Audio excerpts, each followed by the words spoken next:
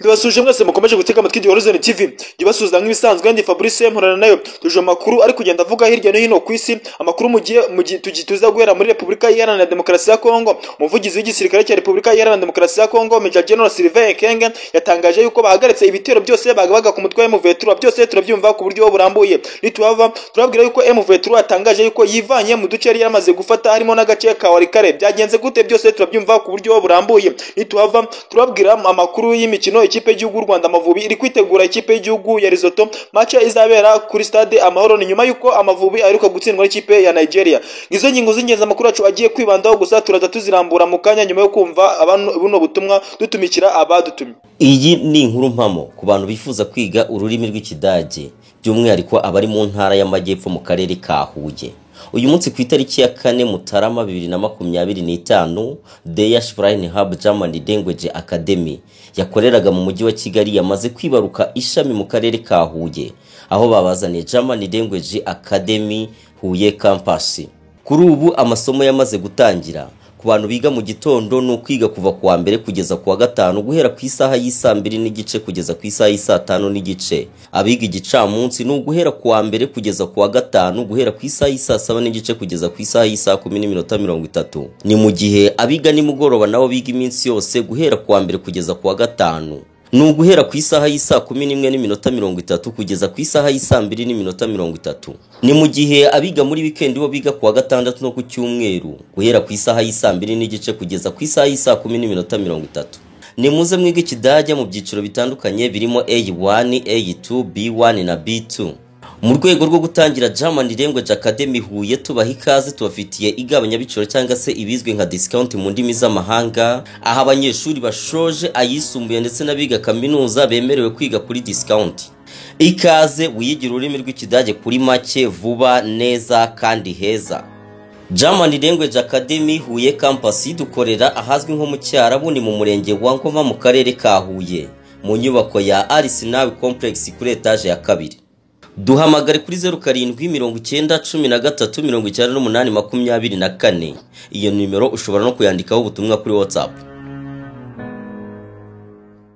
Iyi ni inkuru mpamo ku bantu bifuza kwiga ururimi rw'Ikidage, by'umwihariko abari mu ntara y'Amajyepfo mu karere ka Huye. Uyu munsi ku itariki ya 4 Mutarama 2025, Deya Shrine Hub German Language Academy yakoreraga mu mujyi wa Kigali yamaze kwibaruka ishami mu karere ka Huye, aho babazaniye German Language Academy Huye Campus. Kuri ubu amasomo yamaze gutangira. Ku bantu biga mu gitondo no kwiga kuva kuwa mbere kugeza kuwa gatanu guhera ku isaha y'isa 2 n'igice kugeza ku isaha y'isa 5 n'igice. Abiga igicamunsi no guhera kuwa mbere kugeza kuwa gatanu guhera ku isaha y'isa 7 n'igice kugeza ku isaha y'isa 10:30. Ni mu gihe abiga nimugoroba nabo biga iminsi yose guhera kuwa mbere kugeza kuwa gatanu. Ni guhera ku isaha y'isa 11:30 kugeza ku isaha y'isa 2:30. Ni mu gihe abiga muri weekend bo biga kuwa gatandatu no ku cyumweru guhera ku isaha y'isa 2 n'igice kugeza ku isaha y'isa 10:30. Reka nongere mbaye ikaze muri amakuru ku buryo burambuye, kandi mbibutsa kongera gukora subscribe, like, share na comment kugira ngo amakuru yacu mugiye muyabonera ku gihe. Uko nari maze kubabwira mu ngingo z'ingenzi, nari maze kubabwira yuko Republika Iharanira Demokarasi ya Kongo binyuze mu muvugizi w'igisirikare cya Republika Iharanira Demokarasi ya Kongo FARDC Major General Sylvain Ekenge yatangaje yuko bahagaritse ibitero byose bagabaga ku mutwe wa M23 mu rwego ngo kugira ngo babashe kuba bakubahiriza ibiganiro bya Nairobi ndetse na Rwanda, ndetse n'imyanzuro y'inama yari yahuje ibihugu byo muri South African Community ndetse n'ibihugu biri mu muryango wa SADC. Inama yari yabereye i Dar es Salaam muri Tanzania. Inama yari yabawe na William Samuel Ruto, akaba ari president wa Republika akaba president wa Kenya, ndetse na Emerson Mnangagwa akaba chairman wa SADC. Imyanzuro yavuyemo nibyo bari kuvuga yuko bari kuyubahiriza, ndetse n'indi myanzuro y'inama yari yahuje nyakubahwa Perezida Paul Kagame ndetse na Perezida Felix Antoine Tshisekedi Chilombo yari yabereye i Doha muri Qatar, aho bari bahujwe na Sheikh Emir wa Qatar. Bari bahuje yahuje nyakubahwa perezida wa Repubulika Paul Kagame ndetse na perezida Felix Antoine Tshisekedi Tshilombo. Rero binyuze mu muvugizi wa Repubulika Iharanira Demokarasi ya Kongo mu bya gisirikare bwana Major General Sylvain Ekenge yatangaje yuko bagiye guhagarika ibitero byose bagabaga ku mutwe wa M23 mu rwego rwo kugira ngo bahirize ibyo biganiro ndetse n'abaturage bakeneye ubutabazi babashe kuba babona mu buryo buboroheye. Birumvikana yuko ari abaturage b'abasivile yabashaga kuba yavuga ahita abuza abasirikare bose ba Repubulika Iharanira Demokarasi ya Kongo guhagarika ibitero byose bagabaga ku mutwe wa M23. Ibi byose bikaba byatangajwe n'umuvugizi wa gisirikare muri Repubulika Iharanira Demokarasi ya Kongo ndetse anasaba abawazalendo abasaba yuko nabo bahagarika ibitero bagaba ku mutwe wa M23 mu rwego rwo kugira ngo amahoro abashe kuba yaboneka muri Repubulika Iharanira Demokarasi ya Kongo. Gusa umutwe wa M23 nawo ukaba watangaje yuko wikuye mu gace wari warafashe agace ka Walikale ndetse n'inkengero zako no mu kugira ngo bumvikane bakomeze bubahirize agahenge kemejwe. Repubulika Iharanira Demokarasi ya Kongo ndetse n'umutwe wa M23 bakaba bahagaritse intambara kugira ngo abaturage bakeneye ubutabazi babashe kuba babona binyuze mu muvugizi wa M23 mu bya politike Alliance Fleuve Congo bwana Laurent Kanyuka yatangaje yuko ngo bagiye kuba bahagaritse nabo ibitero bagabaga ku mutwe wa M23 bagabaga kuri Repubulika Iharanira Demokarasi ya Kongo ndetse bagahagarika n'utundi duce bafata muri Repubulika Iharanira Demokarasi ya Kongo kugira ngo bose bemeze agahenge kemeranyijwe kugira ngo abaturage bakeneye ubutabazi babashe kuba babona muri Repubulika Iharanira Demokarasi ya Kongo. Ubusanzwe imyanzuro yavuye mu nama ya SADC ndetse na East African Community bari bemeje yuko impande zombi zihanganye babasha kuba bahagarika imirwano ndetse ni nabyo byavuye mu myanzuro y'inama yari yahuje nyakubahwa perezida wa Repubulika Paul Kagame ndetse na perezida Felix Antoine Tshisekedi Tshilombo yari yabereye i Doha muri Qatar. Yoho Emile Yoshe wa Qatar yari yavuze yuko bagomba kuba bakubahiriza agahenge impande zombi zihanganye zikaba zareka kurwana ndetse nta yandi mananiza ndetse nta ibindi bisobanuro byo kuvuga yuko ngo barimo bararwana. Gusa umutwe wa M23 wavuze yuko Repubulika Demokarasi ya Kongo niramuka iteye ibitero ku duce M23 irinda cyangwa se ikagaba ibitero ku baturage M23 irinda bizahita bituma icyemezo M23 yafashe ita ikireka nayo ikaba yakihorera kuri Repubulika Iharanira Demokarasi ya Kongo.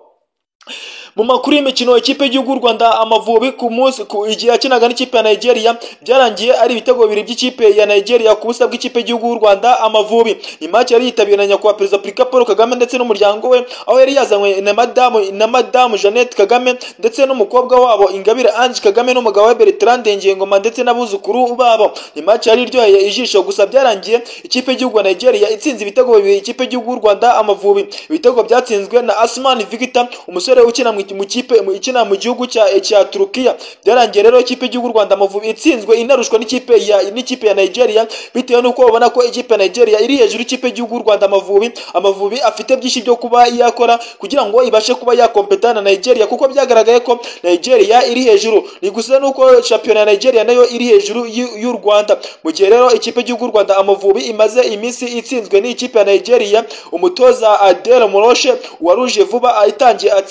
atangiye kwitegura match ya Risotto. Abantu benshi batangiye no kuba bamutega ko aramutse atsindwa mu mikino ibiri y'abakinnyi atsinzwe ngo bahita bamwirukana abanyarwanda nibajya baheza.